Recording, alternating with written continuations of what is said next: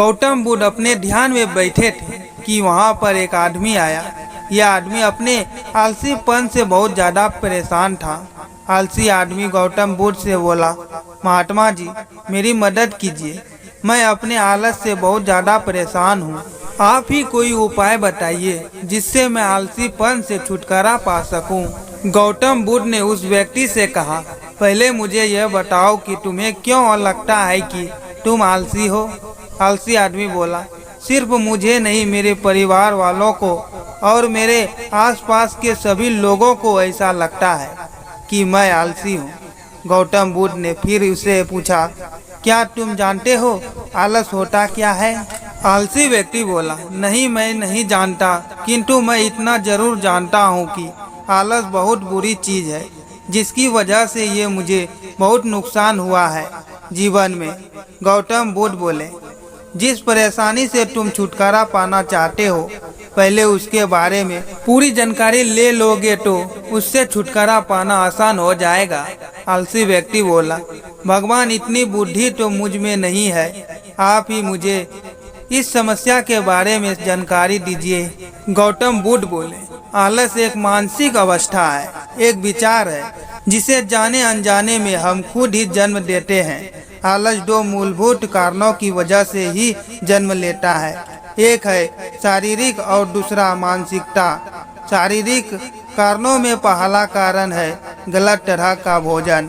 हम सभी जानते हैं कि हमारे शरीर को भोजन से ऊर्जा मिलती है और यह ऊर्जा सजीव जीवों से मिले तो अच्छी, यानी कि प्राकृतिक रूप से जो हमें भोजन की वस्तुएं प्राप्त होती है, उनसे अगर यह ऊर्जा मिले तो हमारा शरीर उससे अच्छी ऊर्जा प्राप्त करता है।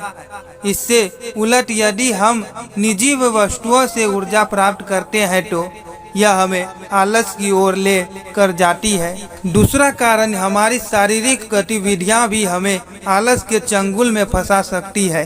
गौतम बुद्ध ने आलसी व्यक्ति को अपने शिष्यों की तरफ इशारा करते हुए कहा कि देखो, इसके चलने फिरने बैठने के तरीकों में तुम्हें कुछ अलग नजर आ रहा है। जब आलसी व्यक्ति कुछ समझ नहीं पाया तब गौतम बुद्ध ने उससे कहा, मेरे शिष्य जब भी बैठते हैं तो वो रीढ़ की हड्डी को एकदम सीधा रखते हुए बैठते हैं। चलते हैं तो उसके दोनों पैरों के बीच अच्छे से संतुलन बना रहता है और जब वह सोते हैं तो उसका शरीर एकदम स्थिर रहता है। ऐसा करने से उन्हें रात्रि में एकदम सही तरीकों से नींद आती है। आलसी व्यक्ति बोला, लेकिन नींद तो आलस का ही एक स्वरूप है। बुद्ध बोले, हाँ, अगर इसे ज्यादा मात्रा में लिया जाए तो। बुद्ध ने इस बात को आगे बढ़ाते हुए कहा, नींद कम मात्रा में लोगे तो तुम्हें अगले दिन थकान महसूस होगी और ऐसा करने से ज्यादा आलस शरीर में आएगा। नींद ज्यादा लोगे तब भी यही परिणाम होगा। इसलिए नींद को ना ज्यादा ना कम, एकदम सही मात्रा में लेना अति आवश्यक है।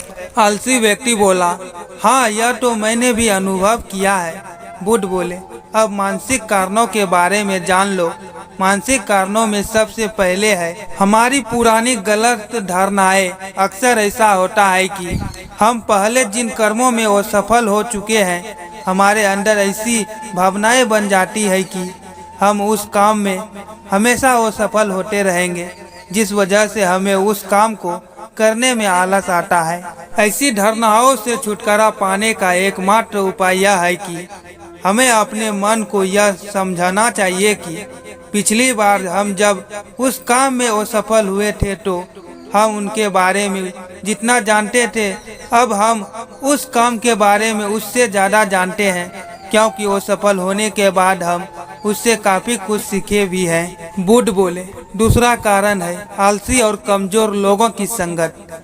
कई बार ऐसा होता है कि हम आलसी नहीं होते, मगर जिसके साथ हम रहते हैं हम उन जैसे बनने लगते हैं। जिससे छुटकारा पाने का उपाय बहुत सरल है। कमज़ोर और आलसी व्यक्तियों से दूर रहो। ऐसी व्यक्तियों की संगत में रहो जो अपने काम को बड़ी लगन से करते हैं और तुम्हें कुछ सिखा पाए। गौतम बुद्ध ने तीसरा कारण बताते हुए कहा, यह कारण आलस के लिए सबसे बड़ा कारण है।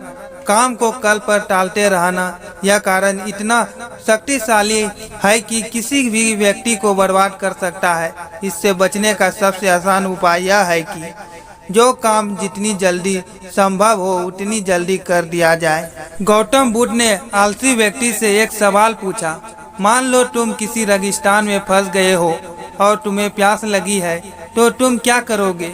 आलसी व्यक्ति बोला, मैं जल्दी ही रेगिस्तान के आस पास कोई गांव की तलाश करूंगा या ऐसी जगह की तलाश करूंगा जहां पर मुझे पानी मिल सके। गौतम बुद्ध बोले, अगर तुम्हें काफी देर ढूंढने पर भी पानी ना मिले तब तुम क्या करोगे? आलसी व्यक्ति बोला, मैं तब भी अपनी तलाश जारी रखूंगा, क्योंकि ऐसी परिस्थिति में मेरे पास कोई और दूसरा विकल्प तो होगा ही नहीं। गौतम बुद्ध बोले, बिल्कुल सही, और यही है मानसिक सत्र पर आलस का चौथा कारण। किसी भी स्थिति लक्ष्य का ना होना, यह भी आलस की ओर लेकर जाता है। अब सुनो पांचवें कारण के बारे में। गौतम बुद्ध बोले, सोचो कि तुम्हारे पास काफी सारे सोने के दागिने हैं जो तुम्हें एक जगह से दूसरी जगह लेकर जाना है।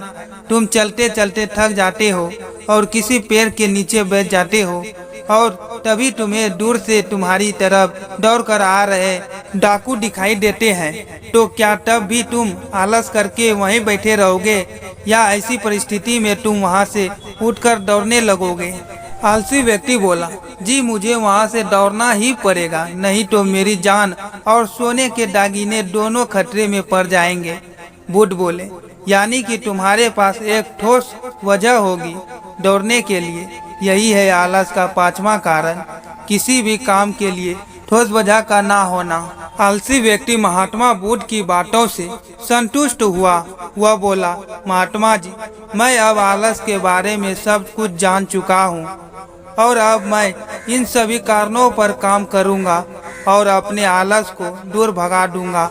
दोस्तों, आशा करता हूँ गौतम बुद्ध और आलसी व्यक्ति की कहानी आपको अच्छी लगी होगी और इसे सुनने के बाद अब आप कभी भी जीवन में आलस नहीं करेंगे।